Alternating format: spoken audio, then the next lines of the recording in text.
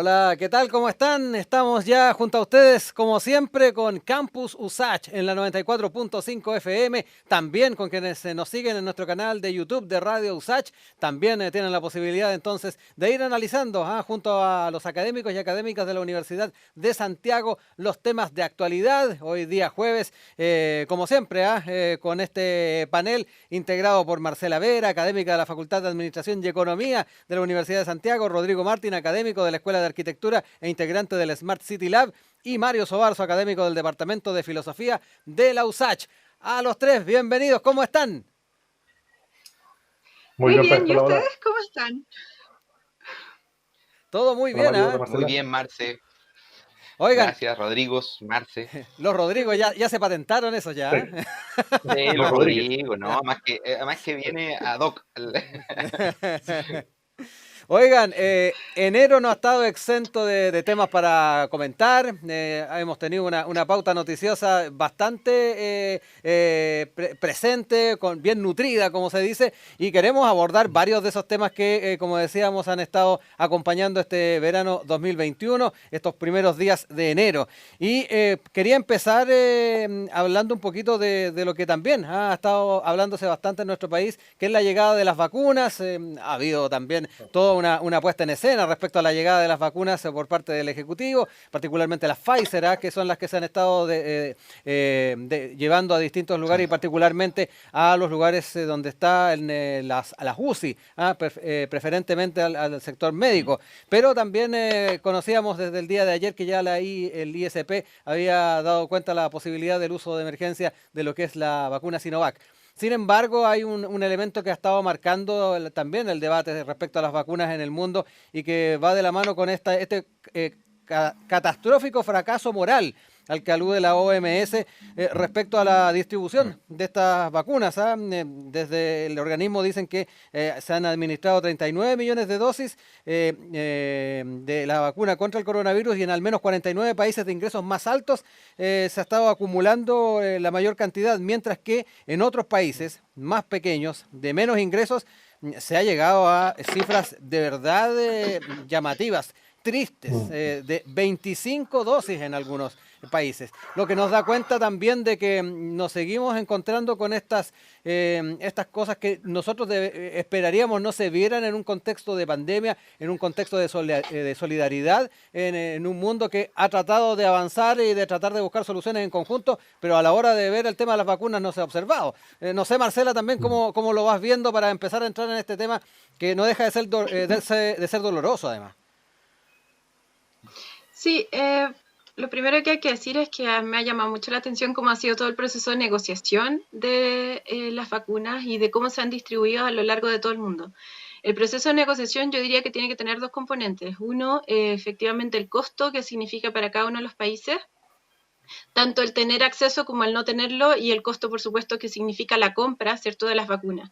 Y por otro lado, también la calidad, ¿cierto?, la calidad de las mismas, los ejercicios de experimentación respecto de ellas, que permitan dar una confiabilidad a la población y no esta sensación, ¿cierto?, de que están generando ciertos números de casos de experimentación a escala global, ¿cierto?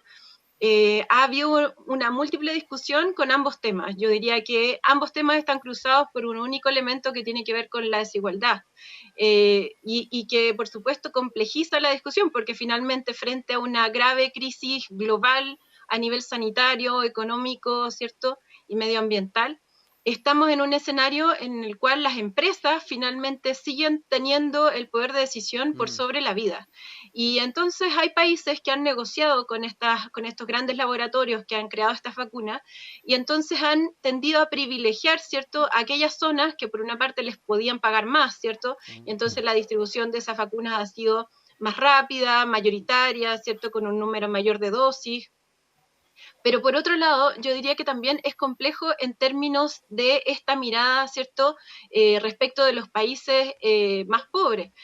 Precisamente apareció esta semana una noticia en que mencionaban que en los países más pobres no es que hayan habido 25 millones de dosis, Claro, sino que habían 25 aplicaciones 25. versus, ¿cierto?, los 39 millones de las aplicaciones en los países más ricos. Entonces, Sí, correcto. esa magnitud de desigualdad da cuenta de que finalmente precisamente, nuevamente el mercado está situando, ¿cierto?, esta diferenciación ya ahora en torno a una situación catastrófica como lo ha sido la pandemia COVID.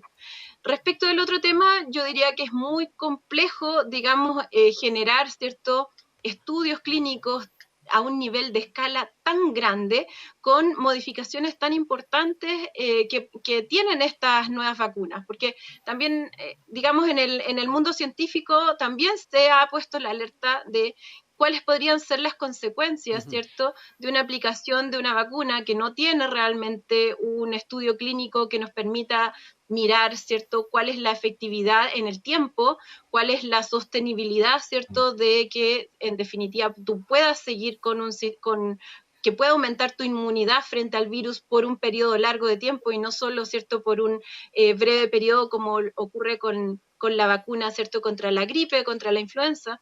Entonces, frente a ese escenario, lo que a mí me preocupa mucho es esta noción de política pública sanitaria no está en manos de la OMS como debería estarlo, ¿cierto?, tanto para generar los procesos de negociación en la aplicación en los distintos países, respecto de lo monetario, Sí. como también los estándares de calidad que debe tener una vacuna que está siendo aplicada finalmente con una escala global. Eso no había ocurrido nunca en toda la historia de la humanidad en un periodo tan corto, ¿cierto?, con un nivel tan extenso de implementación. Entonces, eso yo diría que incluso en términos científicos es algo que no hay otro experimento Claro. de igual magnitud, por tanto, realmente los científicos están usando, ¿cierto?, los supuestos que utilizan cuando se implementan este tipo de sistemas con una escala menor.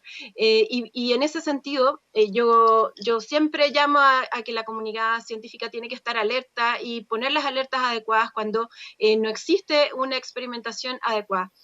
Mi impresión es que además estas vacunas no van a ser lo suficientemente efectivas. Si uno analiza las tendencias, y por lo menos digamos, en lo que yo más trabajo, yo he trabajado en precisamente análisis de datos sanitarios también, en un periodo que estuve trabajando para uno de los gabinetes del Ministerio de Salud, y entonces comprendo, digamos, que este tipo de escalas requieren necesariamente un cuidado sobre, ¿cierto?, la población que ninguna institución está, digamos, como custodiando, ¿cierto?, que Sí. efectivamente se garantice el derecho a la salud, el derecho a la vida. Me preocupa mucho también el nivel de priorización que se está generando, porque finalmente se está vacunando, por ejemplo, a la población adulta mayor y población en riesgo. Y claro, uno ahí podría decir, claro, porque están preocupados que entonces se contagien de coronavirus y que entonces sus patologías puedan llevarlo a una situación catastrófica. Tiene sentido, pero por otra parte, ¿qué ocurre, digamos, si ocurre una alteración a escala masiva, ¿cierto? Y entonces empezamos a ver más casos en donde ese tipo de enfermedades también se complican producto precisamente de la aplicación de una vacuna que no ha sido lo suficientemente estudiada, y repito, o sea, el nivel de diseminación biológica que podría impactar a la humanidad, yo diría que es parte, digamos, de las preocupaciones. Si uno analiza, por ejemplo, los historiadores que han analizado este tema años antes de esta crisis y que avisoraron también esta situación, como por ejemplo de Harari, ¿cierto? Él planteaba esta diferenciación, esta desigualdad y también los errores que podrían cometerse producto precisamente de generar procesos a gran escala. Importante los datos que nos comparte Marcela, respecto también a lo que es su expertise en este tipo de mediciones y además en el contexto en el que nos encontramos, donde también la celeridad en poder conseguir una vacuna ha sido la tónica. Quiero entrar también en ese tema contigo, Mario, y a su vez ver de qué manera se nos está extraviando la ética, con esas cifras que no dejan de ser penosas respecto a lo que ha pasado con los países con mayores ingresos y los que tienen menores ingresos. Y que también, si lo llevamos un poquito a lo local, nos encontramos, por ejemplo, con esta empresa que vendía test PCR negativos por 60.000 pesos. ¿Dónde está quedando también la ética? Sí. Fíjate que me parece súper interesante entrar por el lado de la ética, pero creo que hay un punto en el cual es previo a mirarlo éticamente que tiene que ver con las políticas, que es lo que decía justamente Sí. Marcela. Hay un ¿cómo se llama? Un investigador que se llama Chile Membe, que escribió haciendo una especie de complemento a lo señalado por Michel Foucault en su momento con el concepto de biopolítica, y habló de la necropolítica, que es justamente la administración de la muerte, no la administración de la vida. De hecho, hoy día Gonzalo Bacigalupe, un médico, aplica las categorías justamente de Membe para analizar lo que ha sucedido en el caso chileno.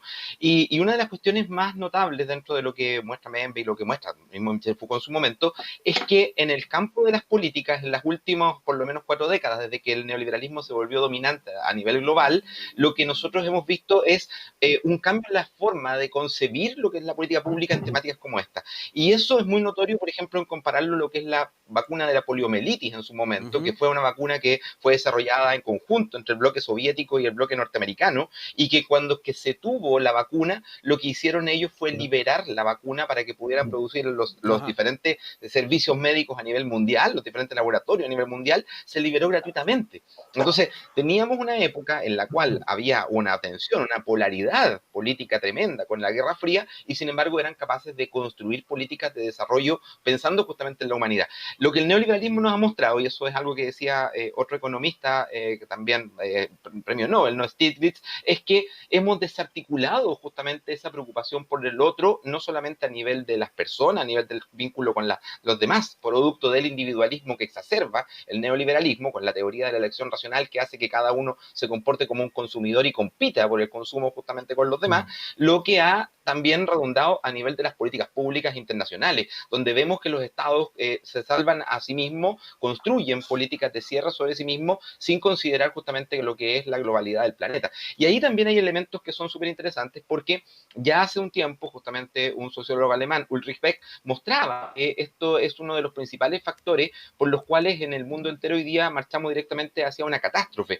porque la consideración del riesgo, la consideración respecto de lo que está sucediendo en cierto momento, por ejemplo, con el cambio de la temperatura global, lo que está sucediendo con la deforestación de los bosques, con la pérdida del agua, etcétera, son todas temáticas que no estamos en condiciones de abordarlas, no estamos en condiciones de hacernos cargo, desgraciadamente, porque los países miden en diferentes categorías de riesgo. Los países más ricos tienen mayor nivel de seguridad. Y eso también lo vemos a nivel nacional en nuestra sociedad, donde es que la gente va a Cachagua, va justamente a Zapallar, a fiestas, porque por supuesto ellos tienen la seguridad de que no van a quedar sin cama porque el sistema privado los va a recibir, porque pueden pagar, porque ahí pueden traer la vacuna desde el extranjero y pagarla sin tener que estar recibiéndola del Estado en forma privada, en forma pública, etcétera. Entonces, vemos también que aquí hay una cuestión que ha tendido a generar esta inestabilidad en el sentido de que la sociedad no se ve como algo integrado. Y eso es necesario para que se desarrolle la ética. No hay posibilidades de ética, no hay posibilidad de desarrollo moral cuando yo siento que mi destino es individual, que no tengo nada que ver con los demás. Lo que se tiende a producir justamente es un quiebre, una disolución de lo que es el vínculo con los otros, y ese vínculo es lo que sustenta, lo que hace posible el juicio moral. Y es una cuestión que es muy importante. Yo recomiendo una novela que se llama Más que humano, justamente de Theodore Sturgeon, una novela de ciencia ficción, que muestra, ¿no?, cómo un individuo nuevo que nace formado colectivamente no puede desarrollar conciencia moral si es que no tiene una contraparte. Y lo interesante justamente es que nosotros hemos tendido a disolver ese elemento de contraparte porque los ricos no sienten que ellos sean parte de la sociedad, sienten que ellos merecen cosas distintas, sienten que es una ética distinta para ellos, y esto es lo que en realidad es la verdadera catástrofe moral. Es una catástrofe moral que vivimos internacionalmente, pero que a nivel nacional la vivimos, y la vivimos no solamente en el tema de la pandemia, sino también con el tema de la educación, la vivimos con el tema de lo que son las zonas de sacrificio, la vivimos en muchas áreas, no solamente en el ámbito de la pandemia, que lo que ha dejado en evidencia finalmente es esta desigualdad, esta brutalidad que nos lleva a la disolución del vínculo. Rodrigo Martín, también comentemos un poco de estos elementos, estos insumos bien importantes que nos dejaron Marcela y Mario. Sí, no, estupendo, extraordinario lo que comenta Marcelo y Mario. Yo solo quisiera recordar una cosa que lo comentamos en algún momento, ¿verdad? Hay que acordarse que la vacuna tiene una primera dosis, una segunda dosis y un periodo posterior en donde tiene efectividad y genera inmunidad. Y ese periodo es como un mes. Y nosotros estamos viviendo ahora toda esta discusión de las vacunas y en realidad el periodo en que efectivamente van a funcionar, estamos hablando de, no sé, si se hubiera empezado a vacunar a principios de enero como a principios de marzo, tendríamos ya la cosa funcionando relativamente para los primeros. Entonces se ha creado esta percepción de que tenemos la solución, de que ya están negociadas las cosas, de un gobierno que se preocupó de negociar las vacunas y se siente exitoso porque las negoció. Pero tener vacunas acá todavía no es nada, y de hecho es bien peligroso. Y insistir en eso, por favor. Yo lo digo bien de cerca, tengo un hermano médico que trabaja en ¿Ya? urgencia. Han fallecido 4 colegas de él. Falleció en Concepción, falleció el jefe del servicio de salud de Concepción, el doctor Grant. Y él lo está viendo todos los días. Yo converso con él y él peleó porque lo vacunaran, lleva la primera dosis, todavía falta la segunda, falta el periodo para tener inmunidad y estamos con el segundo brote Sí. súper fuerte. Entonces ese es un punto de la vacuna que hay que mirarlo con mucho cuidado, porque estamos con esa falsa percepción de seguridad. Que estamos todos diciendo cuántos millones van a llegar, cuándo van a llegar, cómo va a funcionar, y pensando que eso soluciona el problema. Así que ojo con ese tema. Y respecto a lo que mencionaban, yo creo que esta inequidad, a mí empezó a aparecer esta idea cuando apareció la cepa inglesa. Porque si tenemos un nivel de contagio mucho más rápido, esto inmediatamente crea ese sentido de urgencia. Y los países que tienen la vacuna, que la fabrican, van a tener como prioridad salvarse ellos mismos. Si tenemos es cosa de mirar Inglaterra ahora. Inglaterra está con un nivel de contagio súper alto, está muy complicado, y debe ser los países que tienen más vacunados en el mundo en estos momentos. Entonces los países van a generar esta especie como de elitismo global, en donde los países que tienen el acceso, que tienen la llegada a esto en el sentido de urgencia, cuando se produce este segundo brote que va a ser más rápido, van a priorizar por ello. De hecho, nosotros tenemos a Pfizer que avisó que se iba a demorar, que no estaba claro, que estamos con pan de espera con eso, porque se está barajando de nuevo la cosa, que están evaluando la situación, están viendo qué pasa con la segunda ola de esto y cómo van a priorizar y cómo van a ordenar las cosas que vienen a continuación. Creo que hay que mirarlo con harto cuidado. Y solo insistir en un tema de lo que decía Mario que me parece clave. Pfizer es una empresa que tenía varias patentes que caducaban en estos últimos años, patentes importantes de medicamentos. Y esto fue un negocio gigantesco, o sea, fue la oportunidad de la vida para esta empresa. Y incluso, no sé si se recuerdan, pero hubo hasta espionaje industrial. Hubo empresas que fabricaban esto, que se metieron en los computadores, robaron las recetas, los sistemas de prueba y todas estas cuestiones. Y claro, esa lógica de negociación de una empresa con un Estado es bien rara en estas circunstancias. Como dice, estamos negociando con Pfizer, estamos negociando con AstraZeneca, pero esta cosa debiera estar en manos de la OMS y no está en manos de la OMS. Y creo que lo que decía Mario de la vacuna del polio, creo que es un gran ejemplo. Cuando uno tiene un evento y una crisis de nivel global, tener la solución es inmediatamente algo que tiene que abrirse, que es por el bien de la humanidad. Y aquí sigue priorizándose el negocio. El gobierno negocia con una empresa privada y la empresa privada hace un negocio pero bomba. Y están en estos momentos generando, digamos, un crecimiento para esa empresa feroz. Sí, Marcela quería decir algo. Bien breve, cortito. Sí, quería decir algo bien breve, que mi proyección, por lo menos de lo que va a venir en los siguientes periodos, es que vamos a tener estas subidas y bajadas de ola permanentes con los cambios de cepa y con las posibilidades de que surja otro tipo de virus de similares características. Entonces, esto se va a transformar en un negocio permanente.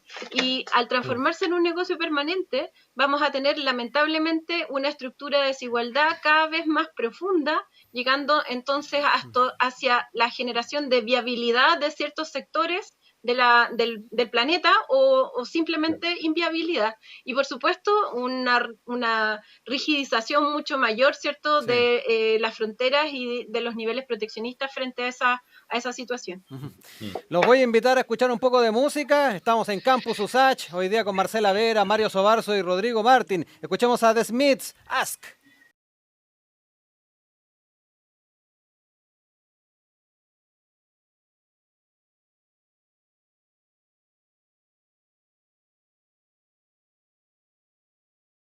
Estamos de regreso acá en Campus USACH por la 94.5 FM. También para quienes nos están viendo por nuestro canal de YouTube de Radio USACH, también es otra opción de poder seguir este diálogo interesante, contingente que tenemos con nuestras académicas y académicos. Hoy día con Marcela Vera, con Rodrigo Martín y Mario Sobarzo. Estuvimos hablando del tema de las vacunas, saltamos a otra temática vinculada a la educación y el tema de la presencialidad, que se mantiene como uno de los temas emblemas desde el Ministerio de Educación y particularmente del ministro Figueroa. En ese sentido es bien importante la manera en que se está abordando esta temática. Se han establecido o se ha invertido dinero justamente para ir entregándole a las comunidades escolares las posibilidades de ir adaptando sus espacios a aquello. Sin ir más lejos, el Mineduc invirtió particularmente 13.000 millones de pesos en distintos establecimientos educacionales para ir apoyando distintos proyectos en la línea de poder ir volviendo a las clases. Sin embargo, ahí entra también la discusión respecto a la situación sanitaria. Hace algunos días conversábamos con la directora de Educación Pública del Ministerio de Educación, Alejandra Greve. Ella decía que la presencialidad es irreemplazable y tenemos que hacer lo imposible para reabrir las escuelas, aludiendo obviamente que también va muy de la mano con lo que digan las autoridades sanitarias.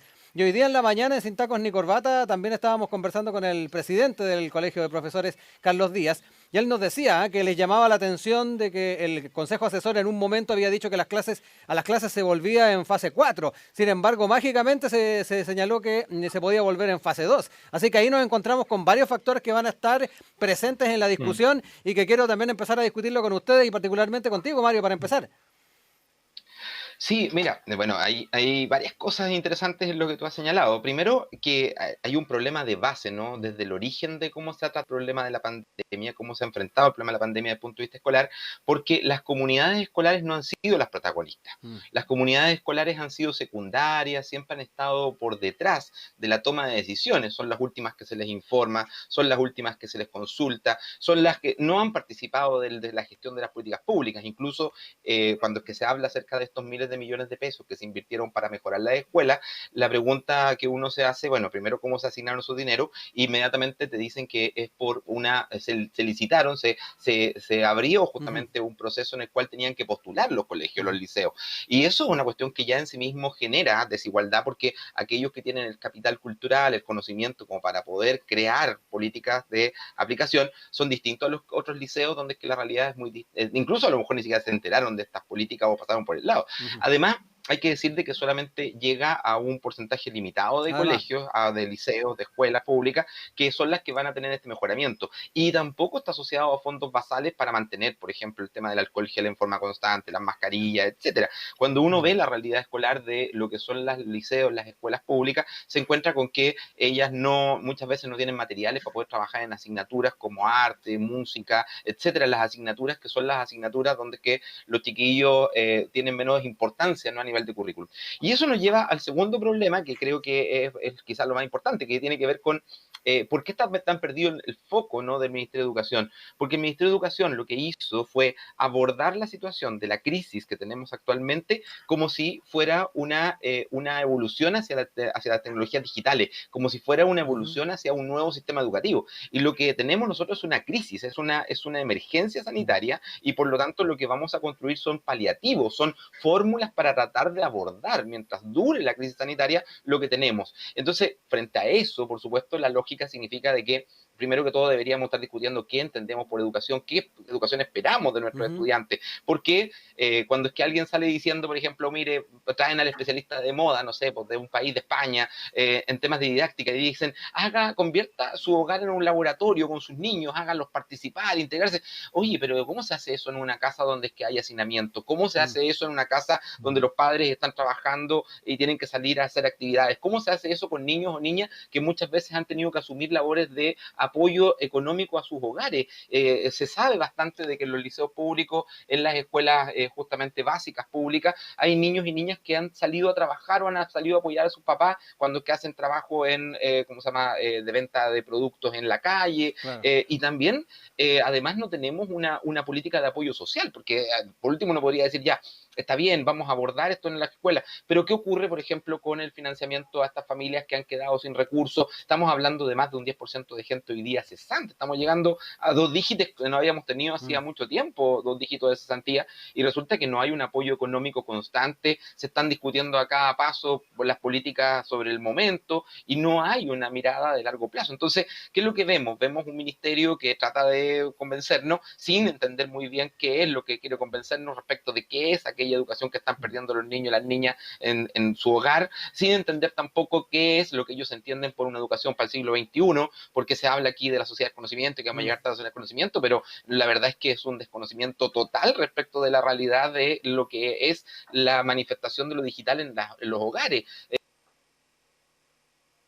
Cuando nosotros con laptop, sino que se conectan con celulares a sus clases. Y muchas veces, como me lo contaban, incluso estudiantes, están lavando platos mientras están escuchando la clase. Entonces, ¿cuándo nos hacemos cargo de esa realidad? Sí. Y cuando escuchamos a las comunidades acerca de cuáles son las condiciones, cuáles son las necesidades, cómo se vuelve, cuáles son los aspectos curriculares que las comunidades necesitan que se desarrollen. Porque hay aspectos curriculares, por ejemplo, donde es que muchas comunidades en regiones nos han dicho, oye, a nosotros nos vendría muy bien el tema de la filosofía, nos vendría muy bien el tema de la tecnología, Claro. porque los niños no entienden, no saben lo que está ocurriendo a nivel tecnológico hoy día, qué significa esto de que estamos hablando de una pandemia mundial. Muchas veces ese conocimiento no está al alcance, y cuando llega por la televisión, mediatizado con una imagen bastante catastrófica, bastante exacerbada, ¿no?, de lo que es la situación, en vez de tratar de mirarlo desde la ciencia. Entonces, ahí hay un elemento, bueno, ¿para qué decir, no? Doctores que se repiten una vez tras otra, que lo sacan hasta en la sopa.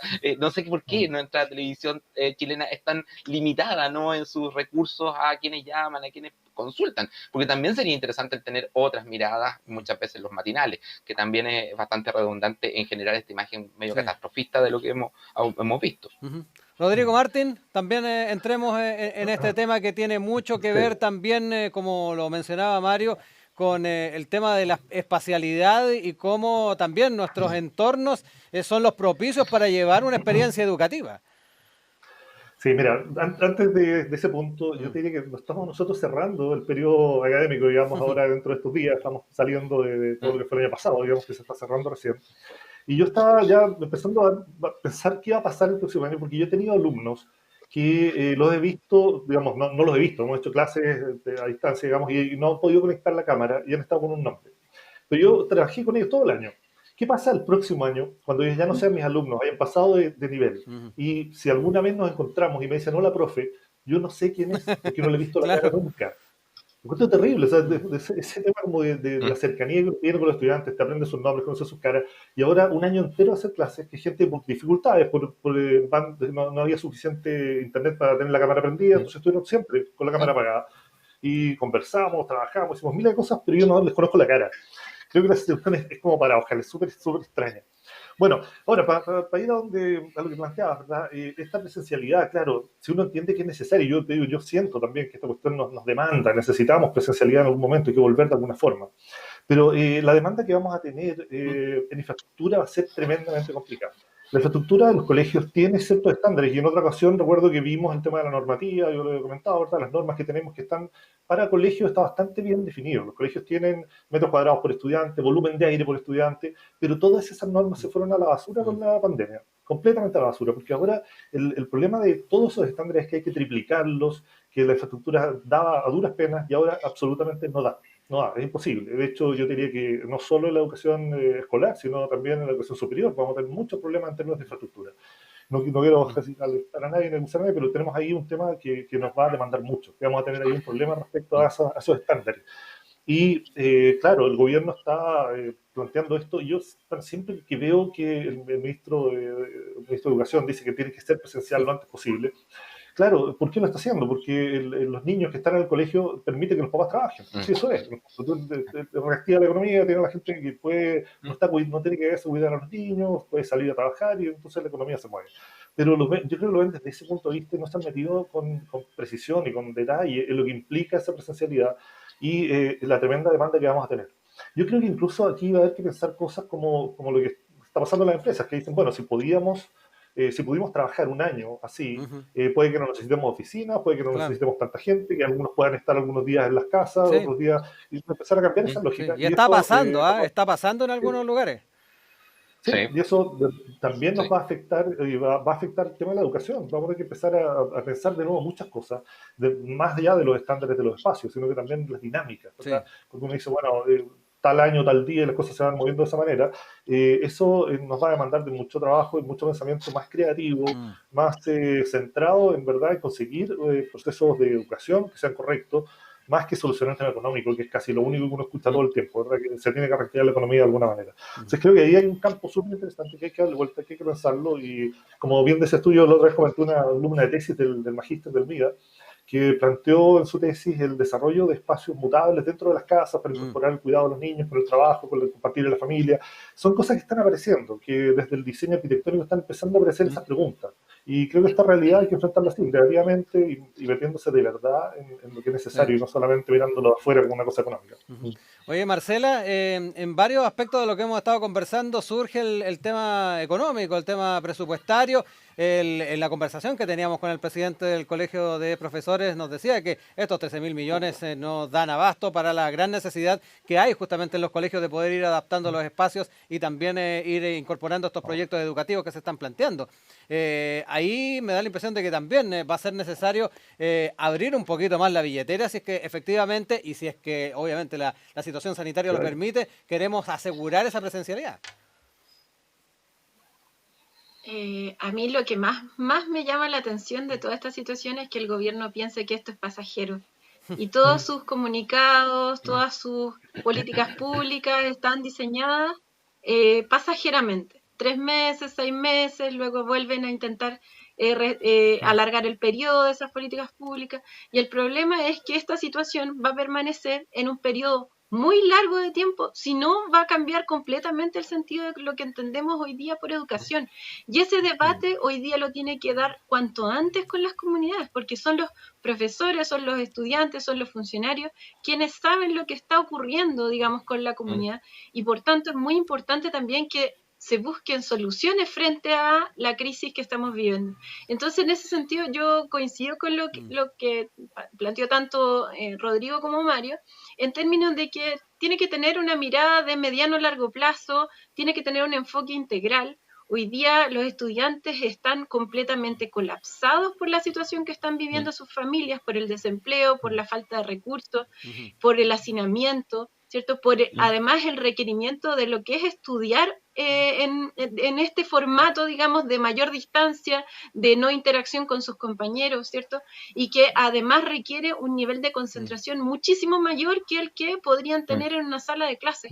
Por tanto, no acompañar este tipo de políticas educativas con políticas que permitan precisamente ayudar a llevar, ¿cierto?, esta situación a nivel de la salud mental, emocional, que están pasando la familia, yo diría que es una cuestión que guarda relación también con el nivel tan bajo de institucionalidad que existe hoy en Chile. Precisamente hoy en la mañana pensaba que en ninguna comuna de este país existe un catastro adecuado de lo que está ocurriendo en cada uno de los hogares que pertenecen a esa comuna. A lo más hay un catastro si es que hay una ficha social o si es que está inscrito en el consultorio, pero eso no abarca en ningún caso la mayoría de la población de la comuna, lo que significa que ni siquiera hay un enfoque integral que se pueda tomar, ¿cierto?, desde distintas políticas públicas. A mí me asombra, digamos, que el gobierno todavía no haya implementado políticas que generen economías de escala, como podría ser perfectamente un único formulario que permitiera, ¿cierto?, hacer ese catastro a nivel nacional. O sea, que además pudiera, por ejemplo, tener algún nivel de incentivo, y eso te permitiría diseñar políticas públicas más eficientes, conociendo lo que está ocurriendo al interior de los hogares, que es una cuestión que yo diría que no puede esperar. Y por otra parte, generar mecanismos que además, por lo menos a nivel de los establecimientos, permitan ayudar a las comunidades a complementar los procesos de enseñanza. ¿Qué está pasando con aquellas comunidades que no tienen acceso a tecnología, que no tienen computadores, que no tienen... Entonces no van a poder tener educación en todo este periodo mientras no se resuelva la pandemia con vacunas que van a ser itinerantes según el nivel de cepa? Entonces es importante como pensar, ¿qué han hecho otros países antes? Por ejemplo, países centroamericanos que pasan en tornados y que por supuesto las escuelas tienden a irse una y otra vez al piso. ¿Qué hacen? Generan canales de televisión en donde imparten clases a través de ese sistema y eso lo complementan con un apoyo docente permanente. Entonces, yo diría que hay que pensar de forma creativa cómo vamos a generar economías de escala a nivel educativo.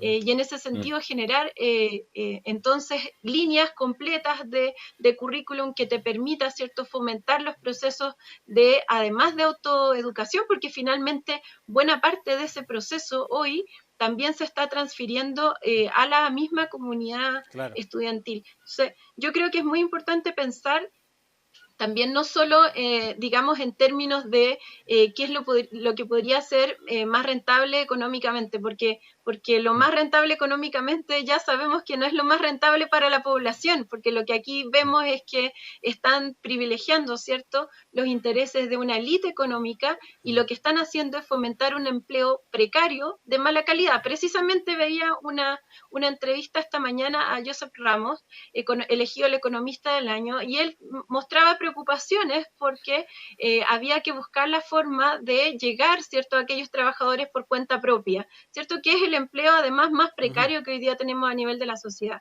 Entonces existía precisamente el problema en cómo los estudiantes volvían a los establecimientos educacionales para que las madres pudieran volver, ¿cierto?, a estos trabajos por cuenta propia. Entonces, claro, aquí tenemos un problema en donde finalmente se está diseñando todo un modelo, ¿cierto?, de inadecuado en términos del cuidado de la vida, inadecuado en términos del sistema educativo, con sobreexigencia a la comunidad educativa, pero que además finalmente tampoco genera un beneficio en términos del salario que recibirían esas personas. Entonces, es una situación que hay que abarcar de forma integral. Esa es mi visión. Sí. Estamos con Rodrigo Martín, Mario Sobarzo, Marcela Vera, hoy día en los jueves de Campus USACH. Vamos a seguir con música, vamos a escuchar a los ex sacar la basura, ya volvemos en un ratito en Campus USACH.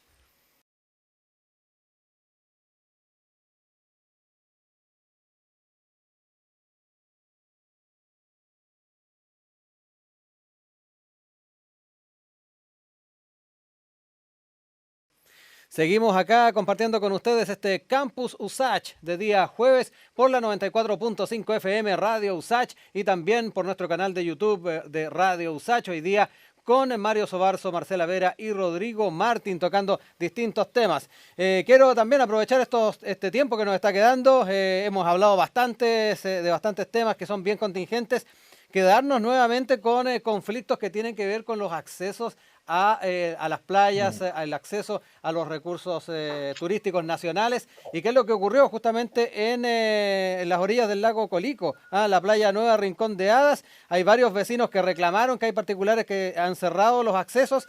Hicieron manifestaciones e incluso algunos llegaron más allá y derribaron los cercos metálicos que habían en ese sector.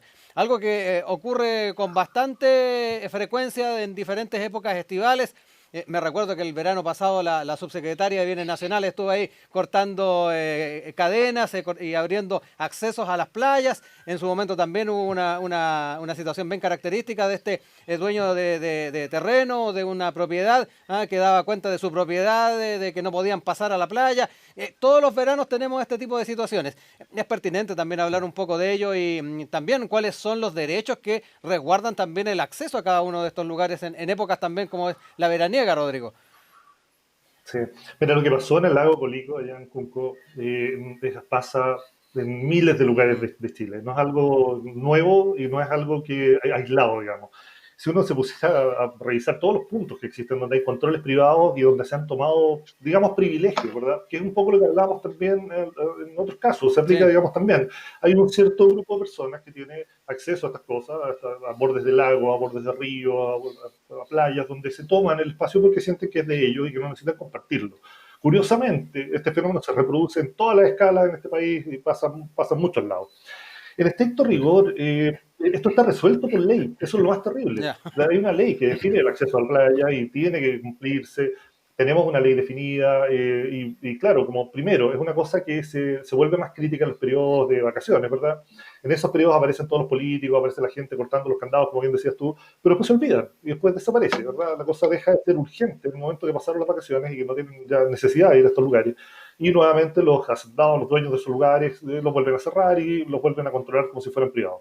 Hay casos que son impresionantes. El lago Rapel, por ejemplo. El lago Rapel han aparecido varias noticias de esto. está completamente construido en todos sus bordes. Llegar al agua es una cosa imposible y lo que resulta más impresionante es que la calle, declarada como calle de acceso, ¿Ya? está en un terreno que es de Carabineros. Y Carabineros tiene ahí una especie como club de campo y cerró la calle. Entonces, ni siquiera Carabineros está respetando la ley en ese lugar. Es tan impresionante. Entonces, claro, tenemos ese fenómeno que existe la ley. Pero, ¿cuál es el otro problema que está dentro de esto? Que normalmente cuando uno va a zonas rurales, cuando nos alejamos un poco y vamos a ciudades pequeñas, el nivel de relación, digamos, entre la gente que tiene el poder económico y la legalidad y los alcaldes y la gente, la policía, digamos, es bastante cercana. Entonces es bien difícil fiscalizar esas cosas, porque son gente que tiene poder económico, gente que maneja, que son propietarios importantes, que pueden estar haciendo loteos, que pueden estar haciendo cosas. Entonces, en realidad, esa ley finalmente no se aplica. Termina aplicándose solamente para la televisión cuando hay un caso crítico, como lo que estamos viendo ahora. Lo que ocurrió allá en el lago Colico, bueno, tiene varios componentes, porque también hay un componente de indígena metido ahí, están reclamando, digamos, también derecho a acceso, que es algo que, digamos, lo hace aparecer incluso más, y por eso ha aparecido más en la prensa, pero como te decía, esta cosa pasa absolutamente por todos lados. También tenemos el tema de que hoy en día estamos con este pequeño permiso de vacaciones, Claro. ¿verdad? Que se armó, que nos permite, digamos, movernos a esos lugares que quién sabe cuánto va a durar, quizás ese permiso, como decía Marcela, la verdad que me han miedo las predicciones de Marcela, porque Marcela está Sí, último, cagada, sí, es muy asertiva. pues la junta, y es peligroso, porque ya Marcela dice que esto no para, o sea, que vamos a seguir. Después que esta vacación dure poquitito y sea la única en mucho tiempo, y bueno, la gente necesita, por salud mental, tener acceso a estos espacios, y se vuelve más crítico entonces que en general todo en Chile esté privatizado. La foto típica, ¿verdad? Del señor este que decía salgan de mi playa, ¿se acuerdan? El de Gasco, que era Gasco, sí. Bueno, ese es un meme que se lo puede reproducir en todas partes, digamos, eso pasa en muchos lugares de Chile. Y es tremendamente complejo de manejar. Nosotros como Escuela de Arquitectura trabajamos en el Plan Intercomunal de Borde Costero para la sexta región. Hicimos el proyecto de todo lo que era la zonificación, la urbanización, las zonas de desarrollo urbano controlado para el borde, y en general lo que hacíamos era tirar todo un poquitito más lejano de la zona de playa. La zona de playa se define como los 80 metros después de la más alta marea, y esta zona es zona de playa, eso no se puede tocar. Y tratábamos de tirarlo mucho más allá, las puentes, las calles, todo, para que efectivamente no invadiera la ciudad eso y que tuviéramos como sectores dentro de la sexta región que quedaran totalmente protegidos. Bueno, resulta que hicimos el proyecto, se presentó el proyecto y se aprobó por el gobierno regional, y después el MOP decidió poner la calle donde la quería poner, más cerca, poner el puente donde la quería poner, más cerca, y al final todo se loteó, todo se urbanizó, y es cosa de recorrer cerca de Pichilemu, ¿verdad? Y todo eso que está lleno de casas, está todo construido y, bueno, por lo menos se puede llegar a la playa, pero está totalmente construido, hay muy poco control respecto a eso. Así que no, yo creo que es un reflejo fiel de nuestra sociedad. La persona que tiene un privilegio lo trata de encerrar, de poner una reja alrededor, que no se lo toquen, y no piensa para nada en el bien común, a pesar de que las leyes lo obligan a hacerlo, pero no, trata de tomar su privilegio, guardarlo para sí mismo y que nadie se lo vaya a tocar. Tenemos la aplicación del Ministerio de Bienes Nacionales, una Claro, aplicación también telefónica existe, para poder denunciar. Sí. Y eso son todos los esfuerzos que estamos haciendo de fiscalizar, hacer presentes las cosas, y es bueno que la gente lo haga, pero la lucha digamos, de lograr ese acceso público a las playas es una cuestión muy compleja y que es muy difícil de resolver. Sí. Marcela, entremos también en este tema, cómo lo vas analizando también en lo que ha sido la experiencia que tal vez todos nosotros hemos tenido a la hora de ir a uno de estos lugares, en donde más de una oportunidad nos encontramos con esta suerte de cierres que hay. Sí, efectivamente el Ministerio de Obras Públicas y el MIMPU deberían trabajar en conjunto para destrabar esta situación y generar entonces un diseño adecuado de borde costero a lo largo de todo Chile y en definitiva generar rutas claras de acceso, pero que además no generen, digamos, una trayectoria casi imposible para que, ¿cierto?, la gente que quiera llegar a esos lugares lo pueda hacer, que también es parte, digamos, del problema en particular que se demostraba en esta playa Rincón de las Hadas, ¿cierto? Me llama mucho la atención también la conceptualización finalmente que existe en Chile respecto de la propiedad, ¿cierto? Y de que en particular ese terreno es tuyo, digamos, como si la playa y el océano y el lago y el mar pudieran ser tuyos. Es una conceptualización bien digamos, limitada respecto de lo que significa un ecosistema. Y yo diría que es parte, digamos, de los desafíos que queda por construir un horizonte de Sí. sociedad también que entienda que no solo es una disputa, digamos, entre clases sociales, sino que efectivamente tiene que producirse un cambio de conceptualización respecto de los derechos de la naturaleza. Y en ese sentido, un buen diseño urbano, por supuesto, ayuda a la descontaminación, al cuidado, ¿cierto? Ya finalmente el uso más equitativo y saludable, ¿cierto? No solo para el ser humano, Sí. sino que también para la tierra. Ujú. Mario, también, ¿cómo has observado? Antes de ir al aire, también nos comentabas de algunas situaciones con las que te has encontrado en tus viajes, cuando se trata de este tipo de situaciones en cierres de playas o acceso a este tipo de lugares turísticos. Sí, bueno, era interesante justamente porque hablábamos con todos ustedes en el panel, ¿no? Del hecho de que eso que uno ve en noticias, incluso yo citaba una película que es muy notable, que la recomiendo si no la han visto, que se llama El verano de los peces voladores, de Marcela Said, donde muestra estas propiedades, ¿no? Cómo se relaciona la élite que es de Santiago y que construye grandes terrenos y que se aprovecha de lagunas. Las lagunas no tienen esta característica que tienen los lagos, hay que diferenciar. Las playas ahí no tienen garantías y efectivamente puede haber un terreno que tenga una laguna privada dentro de su terreno, eso es posible. Entonces, ¿cómo en el fondo este vínculo entre la policía local y lo que son los intereses de los capitales? Porque en la película es muy notorio que en un momento incluso a los policías les sirven Coca-Cola y después les dicen, llévense la botella, ¿no? Sí. Denle la botella a la policía para que puedan seguir haciendo. Entonces, también una relación muy asistencialista, lo que son esta fuerza pública. Ahí se nos pegó Mario, ahí volvió. Compleja, es bien.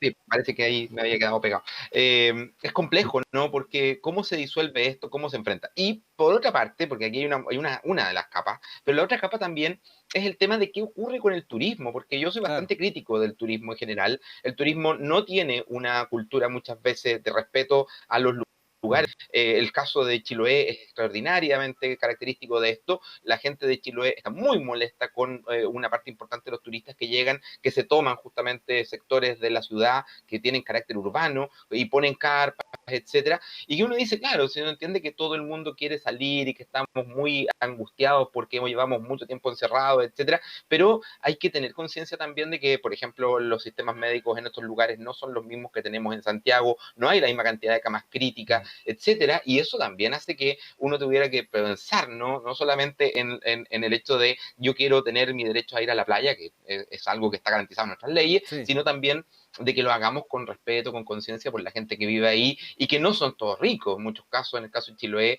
además es como una isla que hay que recordarlo durante mucho tiempo, un archipiélago, porque ahí están las otras islitas además, que fueron muy pobres. Entonces, también el llegar a intervenir, el llegar a un lugar como este, hay que pensarlo dos veces antes de ir, porque si uno es el foco de contagio o uno es el vector de contagio, también es una cuestión que puede generar conflictos en otros lugares. Entonces, aquí hay que sopesar, porque el problema es que justamente tenemos un sistema que claramente ha beneficiado siempre a los ricos, pero también tenemos un sistema donde es que no existe una ética respecto de lo que son los viajes, respecto de cómo educar a las personas en el respeto justamente a los terrenos donde es que ellos van. Yo he visto gente lavando con detergente en agua Sí. cristalina, pura, como son las de Torres del Paine, y lavando en la fuente de agua que corre, y uno le dice, oye, pero ¿cómo no se te ocurre que esta fuente de agua es la misma que tú vas a beber? Y que aquí no necesitamos ni siquiera hervir esa agua, porque esa es un agua limpia. Claro. Bueno, eso uno lo ve en lugares como Navarino, lo ve en lugares como las Torres del Paine, lo ve en muchos lugares, y claro, eso también es una contraparte, ¿no?, de este problema que tiene que ver con el individualismo, el neoliberalismo y cómo afecta